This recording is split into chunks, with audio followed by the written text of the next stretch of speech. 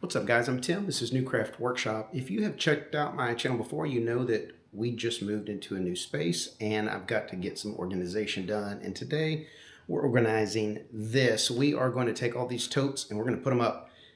And when I say put them up, I mean literally like we're going to put them up. We're going to build a really cool system that allows you to store these black and yellow totes from the Home Depot, Costco, Lowe's, wherever, up on your ceiling. It's going to mount above my garage door so that there's clearance when the garage door raises up. They're out of the way. They're accessible when we need them. But yeah, I got to get the shop cleaned up. So today we're building tote stores. So let's get after it.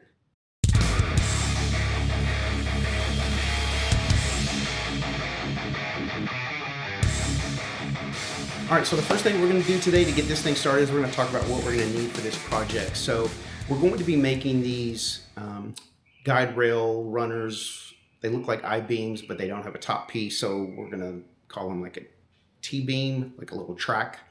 We're going to make, and we're going to use 2x3s because of the size of the 2x3 is perfect for these. For the dimensions here on the side of these totes. And we're going to use some 1x4 furring strips for the actual support portion. And if you are not familiar with furring strips, they're pretty rough. They're 1x4, which is 3/4 by 3.5, but they are a little rough. You're gonna have to do some digging through the pile at the big box store. A lot of them are gonna have bark on one side. Just dig, you'll find enough. I only needed 9 for my particular thing. I'm making 4 rails on either side of my garage door opener. So I was able to dig through and find 9 really good furring strips, and they're considerably cheaper than 1x4 pine. There's no need to spend any extra money for a project like this. We're also going to need some fender washers that are going to be the size whatever you decide to use as far as your screws. I am going to be using these 6-inch long timber screws. These are from Lowe's. They do have a hex head and a built-in washer, but I am going to put a fender washer on there. And the reason we're going 6 inches is because once we get our beams built, we're going to need to go through the furring strip, through the 2x3, through the sheetrock and into our joists, and I do want at least 2 inches in that joist, so that's why I picked out some 6-inch long screws.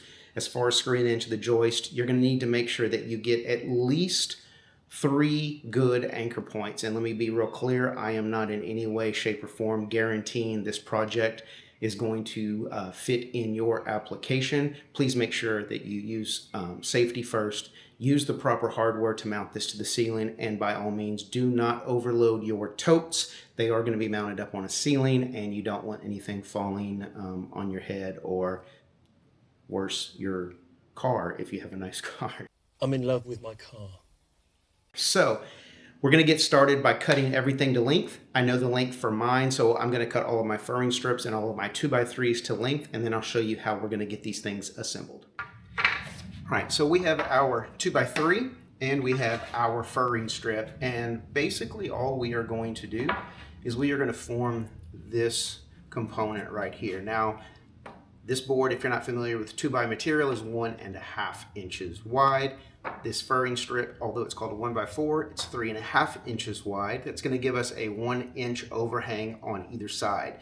I'm going to make sure that I pre-drill and drive some screws into my 2x4 through the furring strip, but I also want to glue this furring strip in place.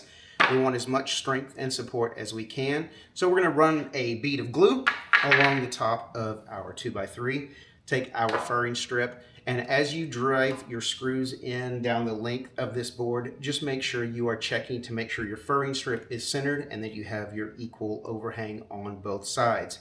Once I get 9 of these assembled, they are already going to be cut to length, put together. I'm going to hop up on the ladder and show you guys how we're going to mount this stuff to the ceiling. So, get these things assembled. I'll meet you up there. So be careful, please. All right, I do apologize for the lighting. Again, my shop is under construction and I don't have all of my lights in here yet. And the garage door is closed because we need to work above it. So I have taken a scrap piece of my furring strip and I have cut this furring strip to the exact width of my totes. And all I'm going to do is use this as a guide. I'm going to put this up here, make a mark. I'm going to do this a couple of places along the length of this beam that you can see I've already installed a couple of these. Simply going to use this as a spacer, put my mark. I'm going to grab my stud sensor and we're going to find some studs up here and make sure that we drive our next beam into studs. But this is just going to give me my spacing. Like I said, I'm going to do a couple places along the length of this beam. And we just need to make sure that we mount our beam on the outside of this mark so that we keep our spacing and our totes can slide in nice and easy. So let me put another mark over here.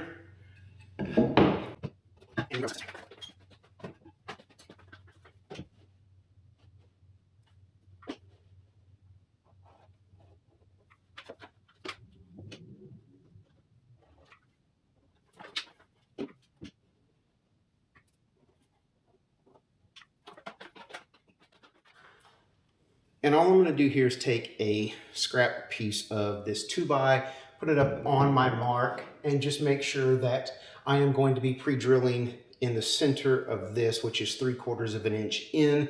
The reason we want to make sure we do that is when we pre-drill this, we are going to wind up with the side of our guide exactly on the side of our line. So get these 3 marked, and then we're going to head over and we're going to pre-drill our bar before we get it mounted up here.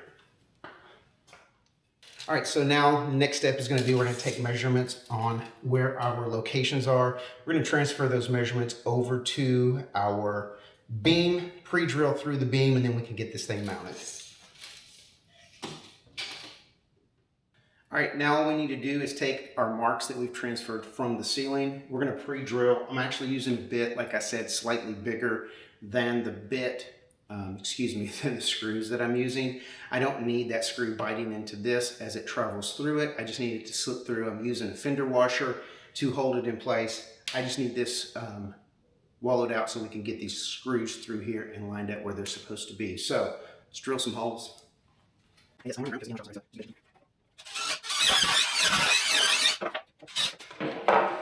if you have a drill press, use your drill press. I actually have one, but again, I'm not set up, so I'm drilling by hand. Just make sure if you are going to drill by hand, make sure that you're not only centered on the top, that your drill is perfectly vertical in both directions so that your hole comes out in the middle of your 2x4 and not out on one side.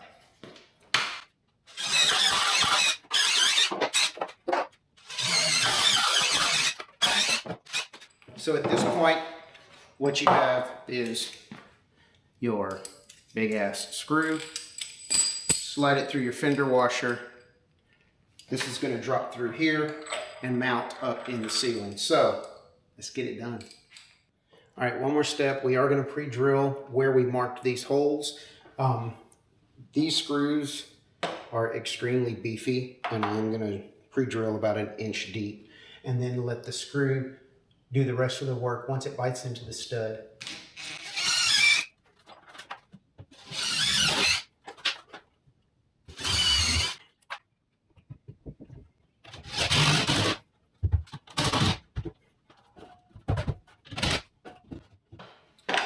And something I learned installing the first couple, take your test piece, which is cut to the width of your top, or grab one of the tops of your totes. Just make sure that you are making sure this is spaced out the right distance as you're going.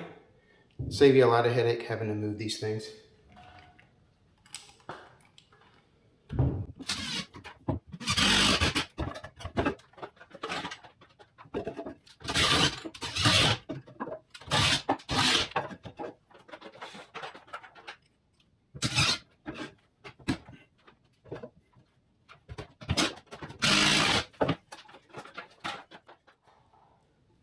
Now we're going to repeat 5 more times in my case because I did cheat and I did a couple of these before I started filming. So let's repeat this 9 times and take a look and see what this looks like at the end.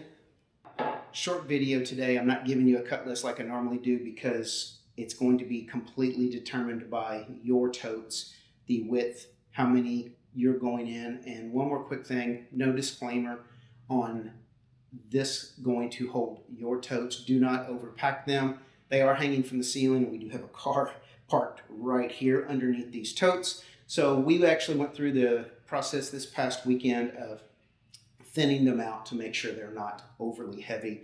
That's why I needed 24 spaces up here just because I felt like if we thinned them out to make them safer, we would probably need a little bit more space. So measure your totes length-wise. I would not recommend them putting them width-wise. You want as much of the tote resting on your T-bar as possible. Putting them in width-wise is going to cut that down dramatically. We want to run them in this way so they've got as much support as possible. Easy, 3 or 4 steps here. Cut everything to length. Build your T assemblies with your furring strips and your 2x3s. Find your stud locations, pre-drill, drive yourself some screws up into your joists, and you are good to go. So if you have any questions at all, hit us up on the Facebook group page. We're over 200 members. Thank you guys so much. Or feel free to email me, newcraftworkshop@gmail.com. Again, it's a short, simple video today. I just wanted to show you guys that we are actually making progress out here in our new space. Lighting is next, and once I get that up, I can start moving stuff around, building some shop cabinets, get my French cleat wall up. I need a new workbench, clamp storage, and hopefully you guys can see along the way that a small space like this can be made extremely functional. We're just going to have to combine a lot of our stuff into a much smaller area. Like my workbench is now going to become a multi-purpose workbench, and hopefully you guys will get some really cool ideas from that. So that's all I got for you today. Super simple storage. Again, if you want some more details about this, send me an email, ask on the Facebook group page. I'll give you all the details I have about it if you're interested in building one of these yourselves. But take 2 seconds to click that like button. Leave us a comment. That's the best thing you can do to help our channel and help our content get out to more people. Seriously, give us a thumbs up. It takes 2 seconds to click that button, and it costs you absolutely nothing. So that's all I got for you. Next video, you'll see we're actually going to be building some stuff for the shop. So that's all I got. We'll catch you on YouTube.